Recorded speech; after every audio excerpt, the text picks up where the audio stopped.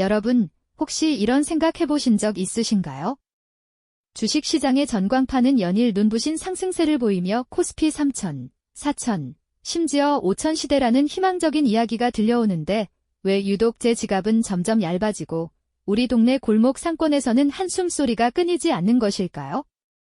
분명 경제지표는 나쁘지 않다고 하는데 왜 대다수의 우리는 여전히 불황의 그림자 속에서 힘겨워하는 걸까요? 이처럼 겉으로 보이는 희망적인 숫자와 우리가 피부로 느끼는 현실 사이의 거대한 괴리, 그 뒤에 감춰진 한국 경제의 진짜 얼굴은 과연 무엇일까요? 오늘 우리는 막연한 불안감의 근원을 함께 파헤쳐 보고자 합니다. 단순히 숫자가 아닌 여러분의 삶과 직결된 경제적 현실을 명확히 이해하고 다가올 미래를 현명하게 대비할 수 있는 깊이 있는 통찰을 얻게 되실 겁니다. 때로는 불편할 수 있는 진실이지만 이 진실을 직시할 때 비로소 우리는 더 나은 내일을 위한 실질적인 준비를 시작할 수 있으니까요. 자, 그럼 지금부터 숫자의 배신 뒤에 숨겨진 이야기, 그 첫 번째 장을 함께 열어보시죠. 가장 먼저 우리가 마주해야 할 현실은 바로 숫자의 배신, 즉 K자형 양극화의 깊은 그림자입니다. 언론에서 발표되는 경제 성장률이나 주가 지수 같은 거시적인 지표들은 분명 상승세를 나타내고 있습니다. 하지만 이 화려한 숫자 뒤에는 오직 소수의 영역만이 빛나고 있었죠. 특정 산업 분야의 대기업이나 수출을 주도하는 기업들, 그리고 혁신적인 기술주들이 바로 그 주인공이었습니다. 그들은 글로벌 시장에서 승승장구하며 역대급 실적을 기록하고 그들의 주가는 하늘 높은 줄 모르고 치솟았습니다. 마치 잔치라도 벌어진 듯 활기 넘치는 증권사 객장과 성공한 스타트업 오피스의 에너지는 언뜻 한국 경제 전체가 화랑인 것처럼 착각하게 만들죠. 하지만 고개를 돌려 우리 주변의 현실을 바라보면 이야기는 사뭇 달라집니다.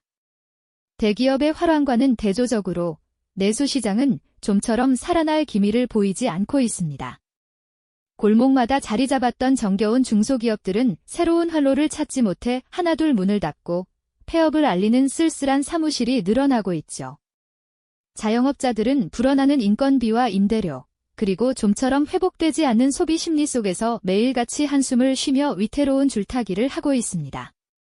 주말이면 사람들로 북적여야 할 상가 골목은 텅 비어 적막감마저 감돌고 고급 레스토랑에서 즐기는 소수의 사람들과 김밥 한 줄로 끼니를 때우는 다수의 직장인들 모습은 우리 사회의 극명한 단면을 보여주는 듯합니다. 이처럼 전체 경제 지표는 상승하지만 그 혜택이 특정 부문에만 집중되어 나머지 대부분의 경제 주체들은 오히려 침체하는 현상을 우리는 K자형 양극화라고 부릅니다. 마치 알파벳 K처럼 한쪽 가지는 하늘로 치솟고 다른 한쪽 가지는 바닥을 향해 곤두박질치는 모습과 닮았다고 해서 붙여진 이름이죠. 가파르게 상승하는 주가지수 그래프와 바닥을 기는 소상공인 매출 그래프가 극명하게 벌어지는 모습은 이 양극화의 심각성을 숫자로도 여실히 보여줍니다. 이것은 통계적 평균의 함정이기도 합니다. 부자 동네와 가난한 동네를 합쳐 평균을 내면 모두가 중간 정도의 삶을 사는 것처럼 보이지만 현실은 그렇지 않죠. 이 평균이라는 숫자에 가려져 대다수 국민이 느끼는 체감 불황의 진짜 원인이 숨겨져 있는 것입니다. 여러분이 느끼는 혼란, 그리고 경제적 불공평함, 나아가 상대적 박탈감은 바로 이 K자형 양극화의 그림자 속에서 피어나는 감정들일 겁니다. 겉으로는 화려해 보이는 한국 경제의 이면에는 이처럼 깊어진 양극화가 우리 사회의 허리를 갉아먹고 있는 것이죠. 그렇다면 이러한 양극화가 우리 삶에 미치는 영향은 여기서 그치는 것일까요? 안타깝게도 우리의 경제적 현실을 더욱 옥죄는 또 다른 덫이 존재합니다. 이전 시간, 우리는 화려한 경제지표 뒤에 숨겨진 K자형 양극화의 그림자를 살펴보았습니다. 모두가 잘 사는 것처럼 보이는 통계의 함정 속에서 특정 계층과 산업만이 번영하고 대다수는 상대적 박탈감을 느끼는 현실 말이죠. 하지만 안타깝게도 우리의 경제적 어려움을 더욱 심화시키는 또 다른 구조적 문제가 우리를 기다리고 있습니다. 바로 가계부채라는 거대한 덫이 우리 삶의 곳곳에 드리워져 있는 것이죠. 여러분, 혹시 최근 가계 경제가 왠지 모르게 팍팍하게 느껴지시나요? 매달 고정적으로 나가는 돈은 늘어나는데 지갑은 점점 얇아지고 예전 같으면 쉽게 구매했을 물건 앞에서도 몇 번이고 망설이게 되지는 않으신가요? 이는 비단 여러분만의 이야기가 아닐 겁니다. 한국 경제는 지금 사상 최고 수준에 달한 가계부채라는 무거운 짐을 짊어지고 있습니다. 국민 개개인이 갚아야 할 빚의 총량이 그 어느 때보다 많다는 뜻이죠. 문제는 여기서 끝나지 않습니다. 지난 몇 년간 급격하게 이어져 온 고금리 기조가 이 가계부채의 무게를 더욱 가중시키고 있다는 점입니다. 마치 빚더미 위에 서 있는데 갑자기 발밑에 땅이 기울어지는 듯한 아슬아슬한 상황인 거죠. 은행에서 빌린 돈에 대한 이자가 눈덩이처럼 불어나면서 매달 꼬박꼬박 갚아야 할 원금과 이자의 부담은 우리 개개인의 숨통을 옥죄고 있습니다. 산더미처럼 쌓인 카드 고지서와 주택담보대출 상환 명세서를 받아 들고 깊은 한숨을 쉬는 가장의 모습은 이제 우리 주변에서 흔히 볼 수 있는 현실적인 풍경이 되어버렸죠. 급격히 치솟는 금리 그래프를 보며 가계의 저축액이 줄어드는 것을 지켜봐야만 하는 무력감은 이루 말할 수 없을 겁니다. 이렇게 빚 갚는 데 돈을 쓰다 보면 자연히 다른 곳에 쓸 돈은 줄어들 수밖에 없습니다. 예전에는 주말에 가족들과 외식도 하고 문화생활을 위해 영화나 공연도 보러 가고 필요에 따라 새로운 가전제품이나 의류를 구매하기도 했겠지만 이제는 당장 먹고 사는 필수적인 소비 외에는 지갑을 닫게 되는 겁니다. 대형마트에서 장을 볼 때도 가격표를 몇 번이고 확인하며 망설이거나 꼭 필요한 식료품만 카트에 담아 계산대로 향하는 소비자들의 모습은 이러한 엄혹한 현실을 여실히 보여줍니다. 심지어 카트가 텅 비어있는 경우도 허다하며 그저 창문 밖을 바라보며 한숨만 내쉬는 분들도 많으시죠. 이는 단지 개인의 소비 패턴 변화를 넘어 우리 사회 전체의 소비 절벽 현상으로 이어지고 있는 셈입니다. 가게가 소비를 줄이면 어떻게 될까요? 당연히 물건을 만들고 팔아야 하는 기업들은 매출이 줄어들 수밖에 없습니다. 동네 골목 상권의 작은 가게부터 대기업에 이르기까지 소비자들이 지갑을 닫으면 모든 사업체가 직접적인 타격을 입게 되는 것이죠. 활기 넘치던 상점가는 점차 한산해지고 폐업을 알리는 김대 표지판이 곳곳에 쓸쓸하게 붙어있는 모습은 우리 내수 경제가 얼마나 깊이 위축되어 있는지를 묵묵히 증언하고 있습니다. 빚의 무게에 짓눌린 듯 고개를 숙이고 걷는 사람들의 뒷모습처럼 우리 경제 전체가 활력을 잃어가는 모습이죠. 기업의 매출이 줄어들면 이는 다시 고용 불안으로 이어지고 임금 상승률은 둔화되며 결국 다시 가계의 소득 감소로 이어지는 악순환의 고리가 형성됩니다. 빚은 늘어나는데 소득은 정체되거나 줄어드니 다시 소비를 줄일 수밖에 없는 상황이 반복되는 거죠. 마치 모래성을 쌓는 것처럼 위태롭고 언제 무너질지 모르는 불안감 속에서 많은 분들이 하루하루를 버텨내고 계실 겁니다. 가계부채라는 더든 이처럼 우리 삶의 곳곳에 깊숙이 파고들어 개인의 불안감을 키우고 경제 활력을 떨어뜨리는 주범이 되고 있는 것이죠. 이러한 가계부채의 압박은 단순한 숫자의 문제가 아니라 우리 개개인의 삶을 짓누르는 무거운 현실이 됩니다. 미래에 대한 막연한 희망보다는 당장의 빚 상환에 대한 걱정이 앞서고 이는 결국 우리 사회 전반의 활력을 앗아가는 결과를 초래하죠. 경제의 한 축을 담당해야 할 가계가 빚의 무게에 짓눌려 소비를 멈추니 성장의 동력은 점점 약해질 수밖에 없는 것입니다. K자형 양극화에 이어 가계부채라는 또 다른 난관 앞에서 우리는 과연 어떤 길을 찾아야 할까요? 이처럼 복잡하게 얽힌 경제 문제들은 단순히 단편적인 시각으로는 해결하기 어렵습니다. 우리의 체감 불황은 단순히 경기가 좋지 않아서 발생하는 일시적인 현상이 아니라는 점을 분명히 인지해야 하겠죠. 그렇다면 이 두 가지 문제 외에 우리 경제를 옥죄는 또 다른 구조적 위협은 없는 걸까요? 안타깝게도 우리의 미래를 더욱 어둡게 만드는 거대한 그림자가 하나 더 드리워져 있습니다.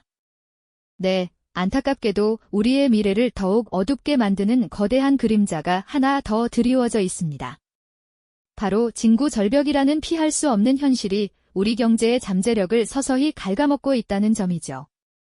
이 문제는 단순히 단기적인 경기 변동의 차원을 넘어 한국 경제의 뿌리 자체를 흔들고 있는 아주 근본적인 위협이라고 할 수 있습니다. 우리가 흔히 경제 성장을 이야기할 때 노동력과 자본, 그리고 기술 혁신을 중요한 요소로 꼽지 않습니까? 그런데 인구 절벽은 이 세 가지 요소 모두에 치명적인 영향을 미치며 우리 경제의 장기적인 성장 동력을 급격히 떨어뜨리고 있는 형국입니다.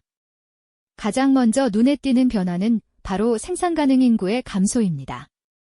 한때 활기 넘치던 초등학교 교실의 풍경을 떠올려 보시죠.